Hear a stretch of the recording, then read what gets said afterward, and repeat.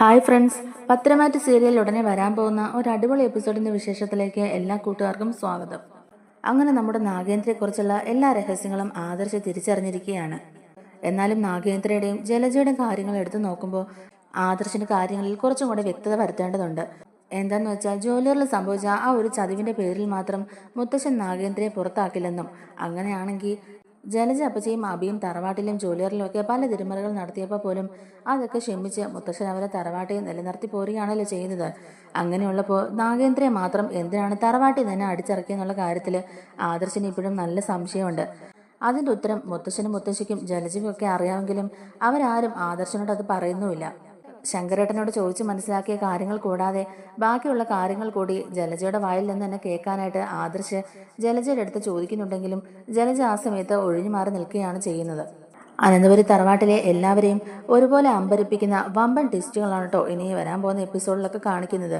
ഇത്രയും കാലം ജലജ ചെയ്ത കൊടും ചതികളും പാപങ്ങളും നമ്മുടെ മൂർത്തി മുത്തശ്ശൻ ഒടുവിൽ തിരിച്ചറിയുകയാണ്.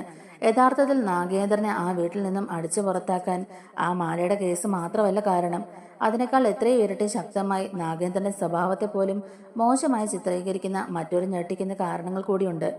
അങ്ങനെ ജലജ അന്ന് സ്വന്തം കള്ളത്തരങ്ങൾ മറച്ചു പിടിക്കാൻ വേണ്ടി അനന്തപുരിയിൽ വെച്ച് ഉണ്ടാക്കിയ ആ ഒരു വലിയ കൊടും ചതിയുടെ കഥയറിഞ്ഞ് എല്ലാവരും അവസാനം തകർന്നു പോവുകയും ചെയ്യുന്നുണ്ട്. ഒടുവിൽ സത്യങ്ങൾ മനസ്സിലാക്കുന്ന മുത്തശ്ശൻ തന്റെ തെറ്റ് തിരുത്തിക്കൊണ്ട് ജലജയെ തറവാട്ടിൽ നിന്ന് അടിച്ചു പുറത്താക്കുകയും നാഗേന്ദ്രയോട് പൊറുക്കുകയും ചെയ്യുന്നുണ്ട്. ആ ഒരു എപ്പിസോഡിന്റെ വിശേഷങ്ങളാണ് കേട്ടോ നമ്മൾ പറയാൻ പോകുന്നത്. നമ്മുടെ വീഡിയോ ഇഷ്ടമായിട്ടുണ്ടെങ്കിൽ ഒന്ന് ലൈക്ക് ചെയ്യാനും നമ്മുടെ ചാനൽ കൂടി ഒന്ന് സബ്സ്ക്രൈബ് ചെയ്ത് സപ്പോർട്ട് ചെയ്യുകയും കൂടി ചെയ്യണേ. അങ്ങനെ ജലജ ഇത്രയും നാളും അതീവ രഹസ്യമായി സൂക്ഷിച്ച ആ ഒരു രഹസ്യം അത് ആദർശ് അറിഞ്ഞിരിക്കുകയാണ്. യഥാർത്ഥത്തിൽ നാഗേന്ദ്രൻ ഒരു തെറ്റും ചെയ്തിട്ടില്ലെന്നും എല്ലാ കെണികൾ ഒരുക്കിയതും ജലജയാണെന്ന് ആദർശിന് ഇപ്പോൾ ബോധ്യമായിരിക്കുകയാണ്. എന്നാൽ ജലജയാകട്ടെ താൻ ഒരു കുറ്റവും ചെയ്തിട്ടില്ല എന്നുള്ള ഭാവത്തിൽ ഇപ്പോഴും അനന്തപുരിയിൽ സർവ്വസുഖങ്ങളും അനുഭവിച്ച് ജീവിക്കുകയാണ്. എന്നാൽ ചെയ്യാത്ത കുറ്റത്തിന് തല്ലും അപമാനവും വാങ്ങി തറവാട്ടിൽ നിന്ന് പുറത്തു പോവുകയാണ് നാഗേന്ദ്രൻ. നാഗേന്ദ്രന്റെ ഭാഗത്ത് ഈ പറയത്തക്ക കുറ്റങ്ങൾ ഒന്നും തന്നെ ഇല്ലെന്നുള്ളത് മനസ്സിലാക്കുന്ന ആദർശിന് പിന്നീട് നാഗേന്ദ്രയോട് വലിയൊരു സഹതാപമൊക്കെ തോന്നുന്നുണ്ട്. മുത്തശ്ശൻ ഉൾപ്പെടെ ആ തറവാട്ടിലുള്ള എല്ലാവരും ജലജ പറഞ്ഞത് കണ്ണടച്ച് വിശ്വസിക്കുകയും നാഗേന്ദ്രയെ അപമാനിക്കുകയും അതുപോലെ ശാപവാക്കുകൾ പറഞ്ഞ് ദ്രോഹിക്കുകയൊക്കെ ചെയ്തുകൊണ്ട് നാഗേന്ദ്രൻ എന്ന തറവാട്ടിൽ നിന്ന് കരഞ്ഞോണ്ടാണ് പടിയിറങ്ങുന്നതും. ജലജ കാണിച്ച ഈ ചതിയുടെ പേരിൽ അയാൾ ഒരുപാട് അനുഭവിക്കേണ്ടിയും വന്നു. ജ്വല്ലറിയിലെ പഴയ പണിക്കാരനായ ശങ്കരേട്ടൻ പറഞ്ഞ കാര്യങ്ങൾ ആലോചിച്ച് ആദർശിന്റെ മനസ്സിൽ വലിയ സംശയങ്ങൾ പുകയുന്നുണ്ടായിരുന്നു. അപ്പച്ചയും അഭിയും ചെയ്ത എത്രയോ വലിയ തെറ്റുകളൊക്കെ മുത്തശ്ശൻ പുറത്തുവെങ്കിലും എന്തുകൊണ്ടാണ് അന്ന് നാഗേന്ദ്രനോട് മാത്രം മുത്തശ്ശൻ ഒട്ടും ക്ഷമിക്കാതെ വീട്ടിൽ നിന്ന് ചവിട്ടി പുറത്താക്കിയത് എന്ന ചോദ്യം ആദർശിനെ അലട്ടുന്നുണ്ടായിരുന്നു. പിന്നീട് മുത്തശ്ശനോട് ചോദിച്ചും അതുപോലെ അച്ഛനോടും ഇളയച്ചനോടും ഒക്കെ ഈ കാര്യങ്ങളെക്കുറിച്ച് ഡിസ്കസ് ചെയ്തും ആദർശ് ആ വലിയ രഹസ്യത്തിന്റെ ചുരുളഴിക്കുകയാണ്. അന്ന് വെറും ഒരു മാലമോഷണത്തിന്റെ പേരിൽ മാത്രമല്ല മുത്തശ്ശൻ നാഗേന്ദ്രയെ അടിച്ചിറക്കിയത്, മറിച്ച് ജലജ എന്ന മുത്തശ്ശന് മുമ്പിൽ വെച്ചുണ്ടാക്കിയ വൻ കള്ളക്കഥകൾ കൊണ്ടായിരുന്നു. അന്ന് ജലജയുടെ മാനം രക്ഷിക്കാൻ വേണ്ടിയാണ് നാഗേന്ദ്രൻ ആ കുറ്റങ്ങളെല്ലാം സ്വന്തം തലയിൽ ഏറ്റെടുത്തത്. എന്നാൽ ആ ദേഷ്യത്തിനിടയിൽ മുത്തശ്ശനാകട്ടെ നാഗേന്ദ്രന് പറയാനുള്ള കാര്യങ്ങൾ ഒന്നും കേൾക്കാൻ പോലും കൂട്ടാകില്ല. ഒടുവിൽ മനസ്സ് തകർന്ന് കണ്ണീരോടെയാണ് നാഗേന്ദ്രൻ ആ വീടിന്റെ പടിയിറങ്ങിയത്. ആരും തന്റെ വാക്കുകൾ കേൾക്കാൻ കൂട്ടാക്കാത്തത് കൊണ്ട് തന്നെ നാഗേന്ദ്രൻ എന്ന സത്യങ്ങൾ ഒന്നും തന്നെ വെളിപ്പെടുത്താനും കഴിഞ്ഞില്ല. കൂടാതെ തന്നെ ചതിച്ച ഭാര്യ ജലജയോടും അനന്തപുരി തറവാടിനോടും വലിയൊരു ശത്രുതയും പകയും അദ്ദേഹത്തിന്റെ മനസ്സിൽ തോന്നി തുടങ്ങുകയാണ്. ഒരു നല്ല മനുഷ്യനായ നാഗേന്ദ്രയെ ഇത്രയും വലിയ ശത്രുവാക്കി മാറ്റിയത് ജലജയുടെ സ്വാർത്ഥത മാത്രമാണ്. അങ്ങനെ എല്ലാ തരത്തിലും തോറ്റുപോയ അവസ്ഥയിൽ ഒന്നുമില്ലാത്തവരായി നാഗേന്ദ്ര ദുബായിലേക്ക് കടക്കുകയും അവിടെ ഒരു ജ്വല്ലറിയിൽ സെയിൽസ്മാനായി ജോലിയിൽ പ്രവേശിക്കുകയും ചെയ്തു.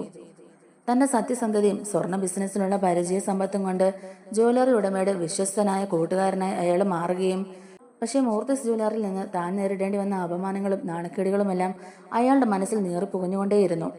പക്ഷെ അവിടെ നിന്ന് ചതിയുടെയും വെട്ടിപ്പിന്റെയും അതേ മാർഗത്തിലൂടെ പടിപടിയായി ഉയർന്ന നാഗേന്ദ്രൻ ചുരുങ്ങിയ കാലം കൊണ്ട് സ്വന്തമായ ഒരു വലിയ ബിസിനസ് സാമ്രാജ്യം തന്നെ കെട്ടിപ്പടുത്തു.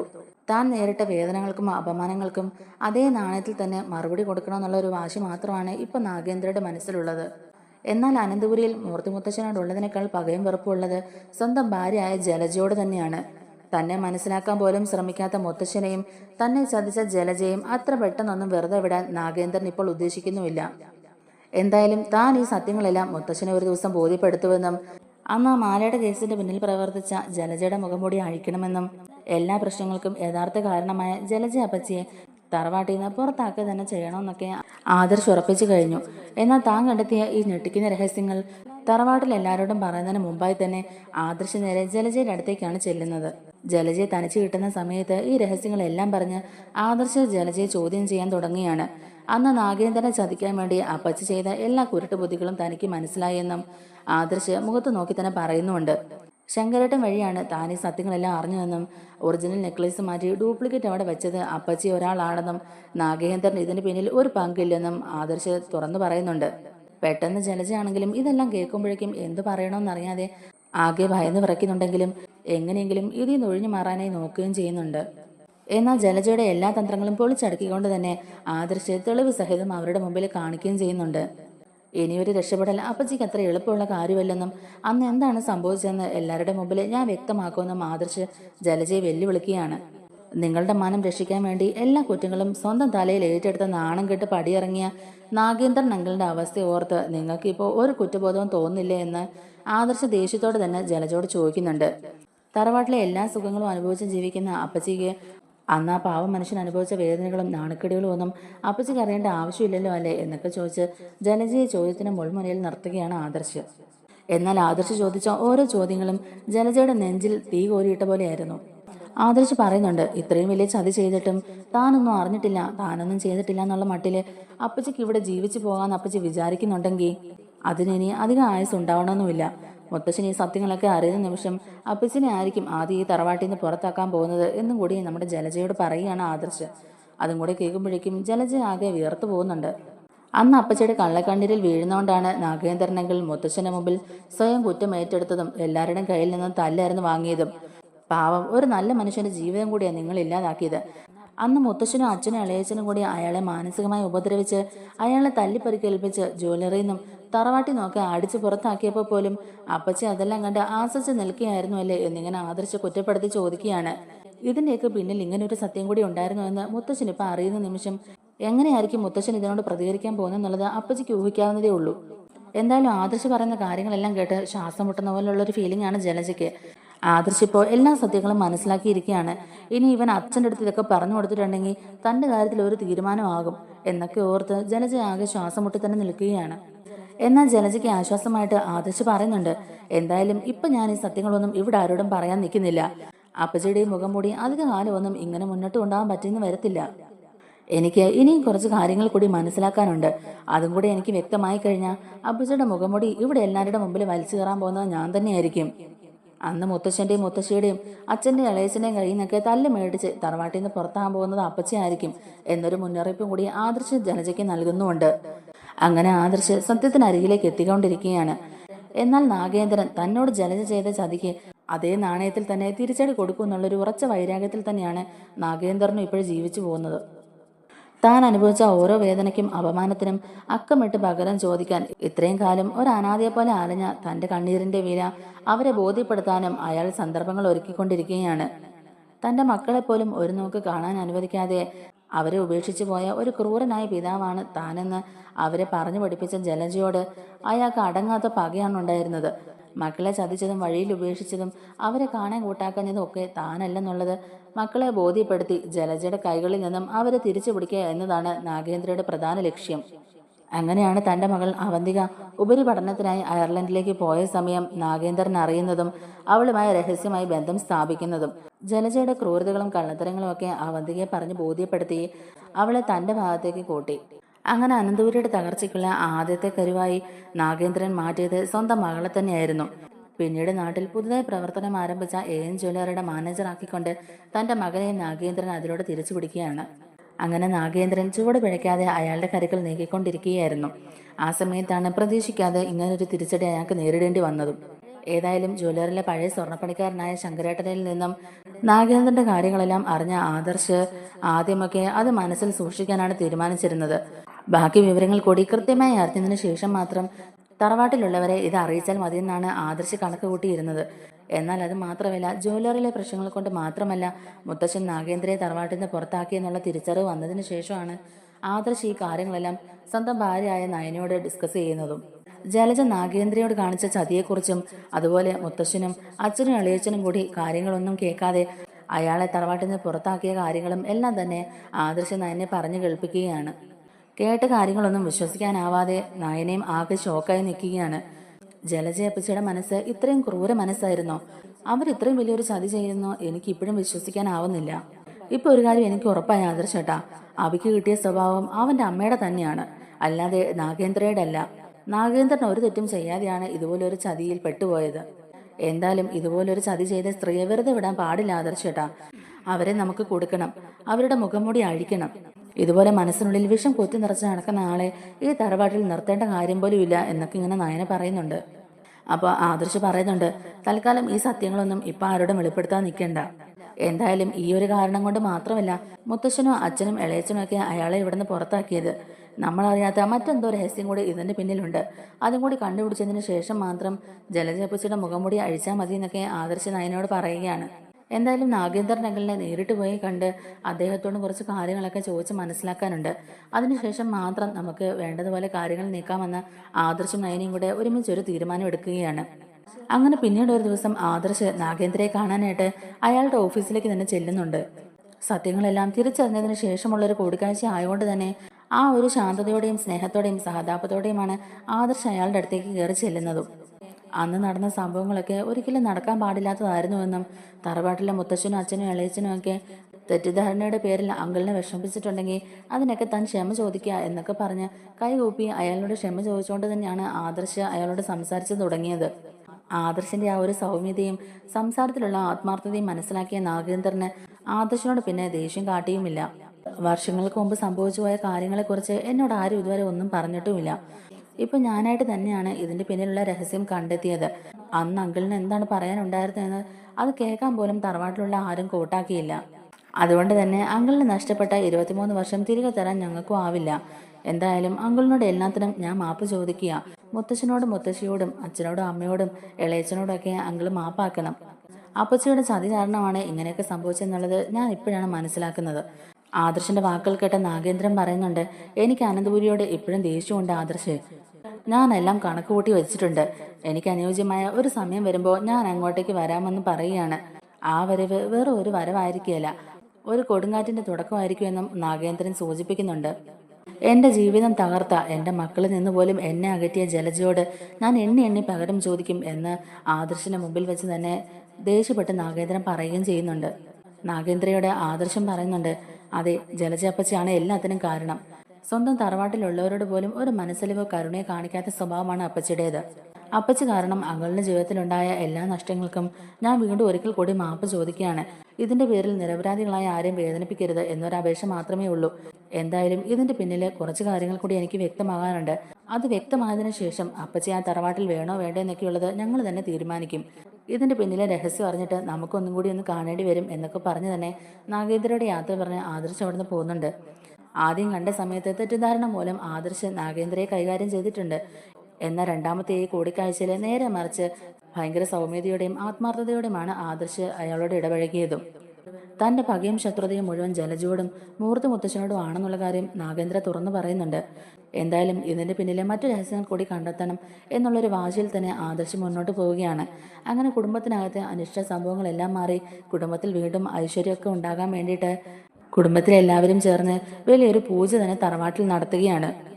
തറവാട്ടിലെ സകല ബന്ധുക്കളും നാട്ടുകാരും ഒത്തുകൂടിയ ജലജ ഏറ്റവും നന്നായി ഒരുങ്ങി സന്തോഷത്തോടെ നിൽക്കുന്ന ആ ഒരു വേദിയിൽ അനിഷ്ട സംഭവങ്ങൾ നടക്കുകയാണ്. അന്ന് തറവാട്ടിലേക്ക് ഒരു പ്രതീക്ഷയുമില്ലാതെ ഒരു ആഡംബര കാറിൽ നാഗേന്ദ്രൻ വന്നിറങ്ങുന്നുണ്ട്. വർഷങ്ങൾക്ക് മുമ്പ് ചതിയൻ എന്ന മുദ്ര കുത്തി തറവാട്ടിൽ നിന്നും അടിച്ചു പുറത്താക്കപ്പെട്ട നാഗേന്ദ്രൻ അതീവ ഗാംഭീര്യത്തോടെ തന്നെ തറവാട്ടിലേക്ക് കയറി വരികയാണ്. നാഗേന്ദ്രയെ കണ്ടപാടെ ജലജ ആകെ ഷോക്കാകുകയും ജലജയുടെ കൈകൾ വിറയ്ക്കാനും തുടങ്ങി. ഇയാൾ എന്തിനാ ഇപ്പൊ ഇങ്ങോട്ടേക്ക് വരുന്നത് എന്നുള്ള ഭാവത്തിൽ ജലജയാകെ വിറങ്ങലിച്ച് നിൽക്കുമ്പോൾ നല്ല മാസായിട്ട് തന്നെ നാഗേന്ദ്രനകത്തേക്ക് കയറി വരികയാണ്. നാഗേന്ദ്രന്റെ വരവ് കണ്ട് ആ സമയം മുത്തശ്ശൻ ഉൾപ്പെടെ എല്ലാവരും എഴുന്നേറ്റ് നിൽക്കുന്നുണ്ട്. പണ്ടത്തെ സംഭവങ്ങളെല്ലാം ഒറ്റ നിമിഷം കൊണ്ട് ഓർത്തെടുത്ത് ഭയങ്കര ദേഷ്യത്തിൽ തന്നെ മുത്തശ്ശൻ നീ എന്താ ഇവിടെ എന്നിങ്ങനെ ചോദിക്കുമ്പോഴേക്കും നാഗേന്ദ്രൻ ജലജയുടെ നേർക്ക് വിരൽ ചൂണ്ടിക്കൊണ്ട് പറയുന്നുണ്ട്, ഇത്രയും നാളും ഒരു ചതിയന്റെ ഭാര്യ എന്ന ലേബലിൽ നീ ഇവിടെ സൂചിച്ച് ജീവിക്കുകയല്ലായിരുന്നോ ജലജെ?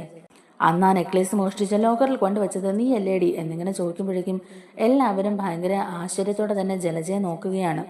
നാഗേന്ദ്രയുടെ സംസാരം കേട്ട് മുത്തശ്ശനുൾപ്പെടെ എല്ലാവരും അക്ഷരാർത്ഥത്തിൽ ഞെട്ടിപ്പോവുകയും ചെയ്യുന്നുണ്ട്. ഒരു നിമിഷം ജലജ ഒന്ന് പതറിപ്പോയെങ്കിലും പിടിച്ചു നിൽക്കാനുള്ള അടവ് ജലജ ഇവിടെ പ്രയോഗിക്കുന്നുണ്ട്.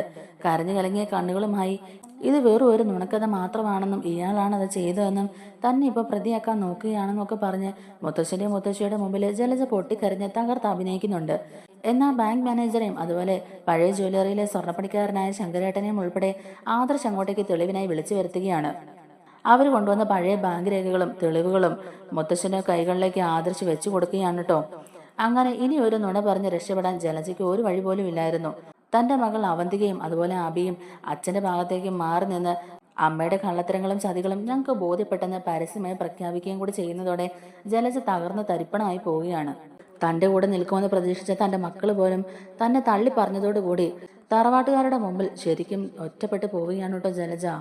ആ പൂജാമുറിയെ നിശബ്ദമാക്കിക്കൊണ്ട് തന്നെ ജലജയുടെ സകല ചതിയുടെ കഥകളും നാഗേന്ദ്രൻ എല്ലാവരുടെ മുമ്പിൽ തുറന്നു കാട്ടുകയാണ്.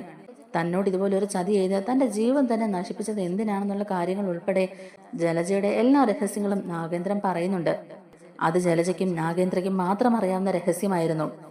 എന്നെ ഒരു ചതിയനായി മുദ്രകുത്തി ഈ തറവാട്ടിൽ നിന്ന് പുറത്താക്കിയത് അതിവളുടെ രഹസ്യബന്ധത്തെ ഞാൻ ചോദ്യം ചെയ്തതിനാലാണെന്നും അത് മറ്റുള്ളവരാരും അറിയാതിരിക്കാനും കൂടി വേണ്ടിയിട്ടാണ് അവൾ എന്നെ ഇതുപോലെ ഒരു ചതിയിൽപ്പെടുത്തി ഈ തറവാട്ടിൽ നിന്ന് പുറത്താക്കിയെന്നും നാഗേന്ദ്രൻ എല്ലാവരുടെയും മുമ്പിൽ വിളിച്ചു പറയുകയാണ്. ആബി ജനിച്ച സമയത്ത് തന്നെ ഇവൾക്ക് പഴയ ഇവളുടെ ഒരു ക്ലാസ്മേറ്റുമായിട്ട് രഹസ്യബന്ധം ഉണ്ടായിരുന്നുവെന്നും അയാളിൽ ജലജയ്ക്ക് ജനിച്ച കുഞ്ഞാണ് അവന്തിക എന്നും അയാൾ എല്ലാവരുടെയും മുമ്പിൽ വെച്ച് തുറന്നടിക്കുകയാണ്. ആ നടിക്കുന്ന സത്യം കൂടി കേട്ടതോടെ ഇത്രയും കാലം ജലജയെ അന്ധമായി വിശ്വസിച്ച മുത്തശ്ശനും മുത്തശ്ശിയും ആകെ തകർന്നു പോവുകയാണ് കേട്ടോ. നീ അവരുമായി ബന്ധം പുലർത്തുന്ന സമയത്താണല്ലോ ഗർഭിണിയായത്. അതുകൊണ്ട് തന്നെ ആ കുഞ്ഞിന്റെ അച്ഛൻ ഞാനാണോ അതോ നിന്റെ കാമുകനാണോ എന്ന് ഞാൻ അന്ന് തന്നെ ചോദിച്ചായിരുന്നു. ആ ഒരു കള്ളത്തരം കൂടി പിടിക്കപ്പെടുമോ എന്നുള്ളൊരു ഭയം കൊണ്ടാണ് സ്വർണത്തിന്റെ പേരും പറഞ്ഞ് എന്നെ ഒരു കുറ്റാരോപിതനാക്കി നീ അന്ന് നാടകം കളിച്ച് എന്നെ പുറത്താക്കിയത്. ഏതായാലും സത്യങ്ങളെല്ലാം പുറത്തു വന്നപ്പോഴേക്കും എല്ലാവർക്കും ജലജയോടുള്ള വെറുപ്പ് ഇരട്ടിക്കുകയാണ് ചെയ്തത്. അന്നും ഇന്നും അപ്പച്ചയുടെ മനസ്സിൽ ദുഷ്ടത മാത്രമാണുള്ളതെന്നും സ്വന്തം ഭർത്താവിനെ പോലും ചതിച്ച് പുറത്താക്കിയ ഈ സ്ത്രീയെ ആണല്ലോ നമ്മൾ ഇത്രയും കാലം പൂജിച്ച് തറവാട്ടിലിരുത്തിയെന്നും ആദർശ ദേഷ്യത്തോടെ തന്നെ പറയുന്നുണ്ട്. അബിയുടെ സ്വഭാവം ഇത്രയ്ക്ക് മോശമാകാൻ കാരണം ജലജയുടെ കൂടെ വളർന്നുകൊണ്ടാണെന്നും ചതിയും വഞ്ചനയും ഒക്കെ അവരുടെ രക്തത്തിലുള്ളതാണെന്നും ആദർശ തുറന്നടിക്കുകയാണ്. വീട്ടിലുള്ള എല്ലാവരും ഈ സത്യങ്ങളെല്ലാം അറിഞ്ഞ് മരവിച്ച് നിൽക്കുകയാണ് കേട്ടോ. മുത്തശ്ശ, നാഗേന്ദ്രൻ നമ്മൾ വിചാരിച്ച പോലെ അത്ര വലിയ ദുഷ്ടനൊന്നും അല്ല. സ്വന്തം ഭാര്യയ്ക്കും മക്കൾക്കും വേണ്ടി അപ്പച്ചി ചെയ്ത തെറ്റെല്ലാം അയാള് സ്വന്തം തെറ്റായി ഏറ്റെടുക്കുകയായിരുന്നു. പക്ഷെ അന്ന് അങ്കിളിനെ തറവാട്ടിൽ നടിച്ച് പുറത്താക്കുന്നതിന് മുമ്പ് അങ്കിളിന് എന്താണ് പറയാനുള്ളതെന്നും കൂടി കേട്ടിരുന്നുവെങ്കിൽ അന്ന് തന്നെ ഈ സത്യങ്ങളെല്ലാം വെളിച്ചത്ത് വരുമായിരുന്നു. അപ്പച്ചി ചെയ്ത വലിയൊരു തെറ്റ് കാരണം സ്വന്തം മക്കളെ പോലും കാണാൻ കഴിയാതെ നീണ്ട 23 വർഷങ്ങളാണ് അയാൾക്ക് നഷ്ടമായത്. അദ്ദേഹത്തിന്റെ വേദന നമ്മൾ ഉദ്ദേശിക്കുന്നതിലും അപ്പുറമാണ് മുത്തശ്ശ. സത്യസന്ധതയോടെയും ആത്മാർത്ഥതയോടെയും ജീവിച്ചു പോണ ഒരാളെ പെട്ടെന്നൊരു ദിവസം കുറ്റാരോപിതനാക്കി തറവാട്ടിൽ നടിച്ച് പുറത്താക്കിയതും നാണം കെടുത്തിയതും അപമാനിക്കപ്പെട്ടതും എല്ലാം അയാളുടെ മനസ്സിൽ അത് ഉണങ്ങാത്ത മുറിവായി കിടക്കുകയായിരുന്നു. അയാൾ അനുഭവിച്ച വേദനക്കുള്ള മരുന്ന് അത് അപ്പച്ചയുടെ നാശം തന്നെയാണ് എന്നിങ്ങനെ പറയുകയാണ് കേട്ടോ ആദർശ്. ഈ സത്യങ്ങളെല്ലാം കേൾക്കുമ്പോഴേക്കും തറവാട്ടിലുള്ള എല്ലാവർക്കും അത് ഭയങ്കര ഷോക്ക് തന്നെയാണ്. മുത്തശ്ശനും മുത്തശ്ശി ഉൾപ്പെടെ എല്ലാവരും നിശബ്ദമായി നിൽക്കുന്ന സമയത്ത് തന്നെ അജയനും ജയനും പറയുന്നുണ്ട്, അതേ അച്ഛാ, ജലജ എപ്പോഴും സ്വന്തം കാര്യങ്ങൾ മാത്രമേ നോക്കിയിട്ടുള്ളൂ. മറ്റുള്ളവരുടെ ജീവിതം തകർന്നാലും അവൾക്കതൊന്നും ഒരു പ്രശ്നമല്ല. അതൊന്നും തന്നെ അവൾ നോക്കാറുമില്ല. അല്ലെങ്കിൽ ഏതെങ്കിലും സ്ത്രീകൾ സ്വന്തം ഭർത്താവിനോട് ഇത്രയും വലിയ ചതി ചെയ്യുവോ എന്നൊക്കെ ചോദിക്കുകയാണ് കേട്ടോ. അങ്ങനെ അജയനും ജയനും പറയുന്ന കാര്യങ്ങളെല്ലാം കേട്ട് മുത്തശ്ശൻ ആകെ തകർന്നു പോയ അവസ്ഥയിലാണ്. അന്ന് നാഗേന്ദ്രൻ തന്നോട് പറയാൻ ശ്രമിച്ച കാര്യങ്ങൾ കേൾക്കാതെ, സത്യങ്ങൾ തുറന്നു പറയാനുള്ള ഒരു അവസരം പോലും കൊടുക്കാതെ അദ്ദേഹത്തെ തറവാട്ടിൽ നിന്ന് പുറത്താക്കിയതോർത്ത് മുത്തശ്ശന്റെ ഉള്ളിലും നല്ല വേദനയുണ്ടായിരുന്നു. എല്ലാവരും സംഭവിച്ചു പോയ കാര്യങ്ങൾ ഓർത്ത് ആകെ വിഷമിച്ചിരിക്കുന്ന സമയത്ത് ദേവയാനി ഇടപെട്ടുകൊണ്ട് തന്നെ പറയുന്നുണ്ട്, ഇതൊന്നും നമ്മൾ അറിഞ്ഞുകൊണ്ട് ചെയ്തതല്ലല്ലോ അച്ഛാ, സംഭവിക്കാനുള്ളത് സംഭവിച്ചു. ചിലര് തെറ്റിദ്ധാരണകൾ പരത്താൻ വേണ്ടി മാത്രം ജീവിക്കുന്നവരാണല്ലോ. അവര് വിരിച്ച ചതിക്കുഴികളിലൊക്കെ സത്യവും ആത്മാർത്ഥതയും കൈകൊണ്ട് നടക്കുന്നവർ ചിലപ്പോൾ വീണു പോകാറുണ്ട്. അങ്ങനെ സംഭവിച്ചതാണ് ഇതും. ഈ കുടുംബത്തോടും നാഗേന്ദ്രൻ എന്ന മനുഷ്യനോടും ഇത്രയും വലിയൊരു കൊടും ചതി ചെയ്ത അവളെ ഈ തറവാട്ടിൽ നിന്ന് പുറത്താക്കിയ ചെയ്യേണ്ടത്. അവൾക്ക് പകരം അയാളെ തറവാട്ടിലേക്ക് തിരിച്ചു വിളിക്കുക ചെയ്യേണ്ടതെന്നൊക്കെ ദേവയാനി പറയുന്നുണ്ട്. നമുക്ക് പറ്റിയ തെറ്റിന് ആ പാവം മനുഷ്യനോട് ക്ഷമ ചോദിച്ചാൽ മാത്രമേ അയാൾ അനുഭവിച്ച വേദനകൾക്കൊക്കെ ഒരു പരിഹാരമാകുള്ളൂ എന്നും കൂടി ദേവയാനി വ്യക്തമാക്കുകയാണ്. എല്ലാത്തിനും കാരണക്കാരിയായ ജലജയാണ് ഈ വീട്ടിൽ നിന്നും അടിച്ചു പുറത്താക്കേണ്ടത്. ഇത്രയും വലിയ ചതികൾ മനസ്സിൽ ഒളിപ്പിച്ച് ഒന്നും അറിയാത്തവളെ പോലെ ഇങ്ങനെ ചിരിച്ച് അഭിനയിക്കാൻ ഇവക്ക് എങ്ങനെ കഴിയുന്നു എന്നാണ് എനിക്ക് മനസ്സിലാകാത്തത്. മനസ്സിൽ വിഷം കുത്തി നിറച്ചല്ലേ ഇവളൊക്കെ നടക്കുന്നത്. പിന്നെ എങ്ങനെ ഇവളൊക്കെ നന്നാകും? അന്നാ നെക്ലേസ് ലോക്കറിൽ കൊണ്ടുപോയി പൂഴ്ത്തി വെച്ചിട്ട് യാതൊരു കുറ്റവും ചെയ്യാത്ത സ്വന്തം ഭർത്താവിനെയല്ലേ ഇവള് കുറ്റക്കാരനാക്കിയത്, അതും എല്ലാവരുടെ മുമ്പില്. എല്ലാവരും ആ മനുഷ്യനെ മാറി മാറി തല്ലി അപമാനിച്ച് പരിഹസിച്ച് ഈ തറവാട്ടിൽ നിന്ന് അടിച്ചിറക്കി വിട്ടപ്പോൾ പോലും ഇവളുടെ മനസ്സിൽ അയാളോട് ഒരു ചെറിയ അലിവ് പോലും തോന്നിയില്ലല്ലോ. തന്റെ കഴുത്തിൽ താലി കെട്ടിയ ഭർത്താവാണ്, മക്കളുടെ അച്ഛനാണെന്നുള്ളൊരു ബോധം പോലും ഇവക്കുണ്ടായിരുന്നില്ലല്ലോ. അപ്പോഴും അവള് മനസ്സിൽ ചിന്തിക്കുന്നത് അവളുടെ കാര്യം മാത്രമാണ്, അവളുടെ സേഫ്റ്റി മാത്രമാണ് അവൾ നോക്കിയത്. അവൾക്ക് അവളോട് മാത്രമേ സ്നേഹമുള്ളൂ അച്ഛാ, അല്ലാതെ അവൾ പ്രസവിച്ച അവളുടെ മക്കളോട് പോലും അവൾക്ക് സ്നേഹം ഉണ്ടാവില്ല. സ്വത്തും പണവും മാത്രമാണ് അവളുടെ മനസ്സിൽ, അതിനോട് മാത്രമാണ് അവൾക്ക് ആർത്തിയുള്ളതും. ഇവളൊക്കെ ഒരു സ്ത്രീയാണോ, ഇവളൊക്കെ ഒരു അമ്മയാണോ എന്ന് വരെ ചോദിക്കുകയാണ് കേട്ടോ ദേവയാനി എല്ലാവരുടെയും മുമ്പിൽ വെച്ച് ജലജയുടെ മുഖംമൂടി വലിച്ചു കയറുന്ന സമയത്ത് മുത്തശ്ശനും ദേവയാനിയെ പിന്തുണച്ചെത്തുകയാണ്. ദേവയാനി പറഞ്ഞതൊക്കെ ശരിയാണ്. ജലജ അവൾക്ക് അവളോട് മാത്രമേ സ്നേഹമുള്ളൂ, സ്വന്തം മക്കളോട് പോലും അവൾ ആ സ്നേഹം കാണിക്കാറില്ല. അങ്ങനെ മുത്തശ്ശൻ ജലജയെ കുറെ കുറ്റപ്പെടുത്തുകയും ചെയ്യുന്നുണ്ട്. ഒരു അനാഥയെ പോലെ തെരുവിൽ വളരേണ്ട നിന്നെ ഒരു രാജകുമാരിയെ പോലെ ഒരു അച്ഛൻ്റെ അമ്മയുടെ സ്ഥാനത്ത് നിന്ന് ഞങ്ങൾ നിന്നെ വളർത്തിയില്ലേടി, അതിനൊക്കെയുള്ള ഒരു പ്രത്യുപകാരമാ നീ ഇങ്ങനെ ഞങ്ങൾക്ക് തരുന്നത്. എന്തായാലും നിന്റെ ശരിക്കുമുള്ള സ്വഭാവം ഇപ്പോഴെങ്കിലും ഞങ്ങൾക്ക് മനസ്സിലായല്ലോ എന്നൊക്കെ പറഞ്ഞ് മുത്തശ്ശൻ കുറെ കുറ്റപ്പെടുത്തുന്നുണ്ട് കേട്ടോ. മുത്തശ്ശൻ പറയുന്ന ഓരോ കാര്യങ്ങളും ജലജയുടെ മനസ്സിലേക്ക് തുളച്ചു കയറുന്നുണ്ട്. പണത്തിനോടും കാശിനോടുമുള്ള ആർത്തിയാണ് നിന്നെ ഇതുപോലുള്ള കുറ്റകൃത്യങ്ങളിലേക്ക് നയിക്കുന്നതെന്നും അവള് ജീവിച്ച അതേ രീതിയിൽ തന്നെയാണ് അവളുടെ മക്കളെയും അവൾ വളർത്തിയതെന്നും മുത്തശ്ശൻ കുറ്റപ്പെടുത്തുകയാണ്. അന്ന് നാഗേന്ദ്രൻ ഈ തറവാട്ടിൽ ഉണ്ടായിരുന്നുവെങ്കിൽ അഭിയും അവന്തികയും ഒരിക്കലും നിന്നെ പോലെ നിന്റെ സ്വഭാവം നിന്റെ ചതിയും വഞ്ചനയും കണ്ട് വളരില്ലായിരുന്നു എന്നും കൂടി മുത്തശ്ശൻ പറയുന്നുണ്ട്. ഇനി നിനക്ക് തറവാട്ടിൽ ഒരു സ്ഥാനമില്ലാന്നൊക്കെ മുത്തശ്ശൻ പറയുമ്പോഴേക്കും ജലജ വിങ്ങി പൊട്ടുകയാണ് കേട്ടോ. തനിക്കൊരു തെറ്റുപറ്റി പോയതാണെന്നും ഇനി ഒരിക്കലും തന്റെ ഭാഗത്തുനിന്ന് ഇങ്ങനെയുള്ള തെറ്റുകളൊന്നും സംഭവിക്കാതെ നോക്കിക്കോളാമെന്നും ഒക്കെ പറഞ്ഞ് ജലജ മുത്തശ്ശന്റെയും മുത്തശ്ശിയുടെയും കാൽക്കൽ വീണ് മാപ്പ് അപേക്ഷിക്കുകയും ചെയ്യുന്നുണ്ട്. എന്തായാലും മുത്തശ്ശൻ നാഗേന്ദ്രന്റെ അടുത്തേക്ക് വന്നിട്ട് കൈകൾ കൂപ്പുകയും അയാളോട് മാപ്പ് ചോദിക്കുകയും ചെയ്യുന്നുണ്ട്. അന്ന് പറ്റിപ്പോയത് വലിയൊരു തെറ്റിദ്ധാരണയാണെന്ന് സമ്മതിക്കുകയും ചെയ്യുകയാണ്. തന്റെ മക്കൾ അമ്മയെ അറിയാതെ തന്നെ രഹസ്യമായി പിന്തുണച്ചതാണ് തന്റെ ഈ ജീവിതത്തിലെ ഏറ്റവും വലിയ വിജയമെന്നും അമ്മയുടെ സ്വഭാവം ഇപ്പോഴെങ്കിലും എന്റെ മക്കൾ തിരിച്ചറിഞ്ഞല്ലോ എന്നും നാഗേന്ദ്രൻ അഭിമാനത്തോടെ തന്നെ പറയുകയും ചെയ്യുകയാണ്. അങ്ങനെ നാഗേന്ദ്ര ഒരു നിരപരാധിയാണെന്ന് തിരിച്ചറിയുന്ന നിമിഷം മുത്തശ്ശനും മുത്തശ്ശിയും ജയനും അജയനും ദേവയാനിയും ഉൾപ്പെടെ നാഗേന്ദ്രയുടെ കൈകൾ പിടിച്ച് മാപ്പ് അപേക്ഷിക്കുകയും ചെയ്യുകയാണ്. ഇനി താൻ ഇവിടെ തന്നെ ഉണ്ടാകണമെന്നും പഴയതുപോലെ തന്നെ കാര്യങ്ങളൊക്കെ മുന്നോട്ട് പോകണമെന്നൊക്കെ മുത്തശ്ശൻ പറയുന്നുണ്ട്. എന്നാൽ ഇതേ സമയത്ത് ഇത്രയും വലിയൊരു കൊടും ചതി ചെയ്തവളെ ഈ തറവാട്ടിൽ ഇനി വാഴിക്കാൻ പാടില്ലെന്നും പറഞ്ഞ് ജലജയെ അടിച്ചിറക്കാൻ പറയുകയാണ് കേട്ടോ മുത്തശ്ശൻ. ഈ തറവാട്ടിൽ ഉണ്ടാകുന്ന സകല പ്രശ്നങ്ങൾക്ക് കാരണം ഇവൾ ഒരുത്തിയാണ്, അതുകൊണ്ട് ഇനി ഇവളെ ഈ തറവാട്ടിൽ വാഴിക്കേണ്ട കാര്യമില്ല. അഭിയും അവന്തികയും തെറ്റായ വഴിക്ക് നയിച്ചതും അവരെ കൊണ്ട് ദ്രോഹങ്ങൾ ചെയ്യിച്ചതും ജലജയാണെന്ന് എല്ലാവർക്കും ബോധ്യമായി കഴിഞ്ഞു. നിനക്ക് ഇവിടെ ഒരു കുറവുമില്ലായിരുന്നു ജലജെ.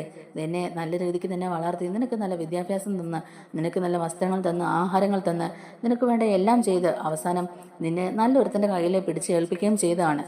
എന്നിട്ടും നിന്റെ മനസ്സിലെ ആർത്തി മാത്രം തീർന്നില്ലല്ലോടി എന്നിങ്ങനെ ദേഷ്യപ്പെട്ട് ചോദിക്കുകയാണ് മുത്തശ്ശൻ. കിട്ടിയ സൗഭാഗ്യങ്ങളൊന്നും പോരാഞ്ഞിട്ടാണ് ജലജ ഈ വൻ ചതിക്ക് മുതിർന്നത്. ഇനി നിനക്ക് സ്വസ്ഥമായിട്ട് ജീവിക്കാനാവില്ലടി. ഇത്രയും വലിയൊരു ചതി ചെയ്താൽ നിനക്കിനി ഒരു സ്വസ്ഥതയും ഉണ്ടാവില്ല. അത് നിന്നെ ഇത്രയും വളർത്തി വലുതാക്കിയ ഞങ്ങളുടെ ശാപം കൂടിയാണ്. നിന്റെ ഭർത്താവും നിന്റെ മക്കളും എല്ലാം നിന്റെ സ്വഭാവം തിരിച്ചറിഞ്ഞ് അവര് നിന്നെ കൈയൊഴിച്ചു കഴിഞ്ഞു. ഇനി നീ ഒറ്റയാണ്, ആരോരുമില്ലാതെ ഇനി നീ ഒറ്റയ്ക്ക് ജീവിക്കുക. അപ്പോഴേ നിനക്കതിൻ്റെ വേദന മനസ്സിലാകൂ എന്നൊക്കെ ഇങ്ങനെ മുത്തശ്ശിയും കൂടി പറയുകയാണ്. അങ്ങനെ സർവ്വതും നഷ്ടപ്പെട്ടു എന്നുള്ളത് മനസ്സിലാകുമ്പോൾ ജലജ അലർക്കരഞ്ഞുകൊണ്ട് എല്ലാവരുടെയും കാൽക്കൽ വീണ് മാപ്പ് അപേക്ഷിക്കാൻ തുടങ്ങിയാണ് കേട്ടോ. അഹങ്കാരത്തിന്റെ കൊടുമുടിയിൽ നിന്നിരുന്ന ജലജയെ വലിച്ചഴിച്ച് തറയിലിട്ട് ചവിട്ടി മെതിക്കുകയാണ് എല്ലാവരും കൂടെ. ജലജ പറയുന്നുണ്ട്, എനിക്കൊരു തെറ്റുപറ്റി പോയതാണ്, എല്ലാവരും എന്നോട് ക്ഷമിക്കണം. ഇനി എൻ്റെ ഭാഗത്തുനിന്ന് ഒരു തെറ്റും ഉണ്ടാവില്ല. എന്നെ ഈ തറവാട്ടിൽ നിന്ന് ഇറക്കി വിടരുതേ. എനിക്ക് നിങ്ങളല്ലാതെ മറ്റാരുമില്ല. ഇനി എൻ്റെ ഭാഗത്തുനിന്ന് ഇതുപോലെ ഒരു തെറ്റ് സംഭവിക്കില്ല. എന്നെ നിങ്ങൾ ഒറ്റപ്പെടുത്തല്ലേ, എന്നെ വീണ്ടും നിങ്ങൾ അനാഥയാക്കില്ലേ എന്നൊക്കെ പറഞ്ഞ് ജലജ എല്ലാവരോടും മാപ്പ് അപേക്ഷിക്കുകയാണ്. തനിക്ക് പറ്റിപ്പോയൊരു തെറ്റാണെന്നും ഇനി ഒരിക്കലും തൻ്റെ ഭാഗത്തുനിന്ന് ഇങ്ങനെയുള്ള തെറ്റുകളൊന്നും സംഭവിക്കില്ല എന്നും താൻ അടങ്ങി ഒതുങ്ങി തന്നെ ഇവിടെ ജീവിച്ചോളാന്നും ഒക്കെ പറഞ്ഞ് ജലജ എല്ലാവരുടെ മുമ്പിൽ പിടിച്ചു നിൽക്കാനും നോക്കുകയാണ് കേട്ടോ. നമ്മുടെ വീഡിയോ ഇഷ്ടമായിട്ടുണ്ടെങ്കിൽ ഒന്ന് ലൈക്ക് ചെയ്യാനും നമ്മുടെ ചാനൽ കൂടി ഒന്ന് സബ്സ്ക്രൈബ് ചെയ്ത് സപ്പോർട്ട് ചെയ്യാനും മറക്കല്ലേ. താങ്ക്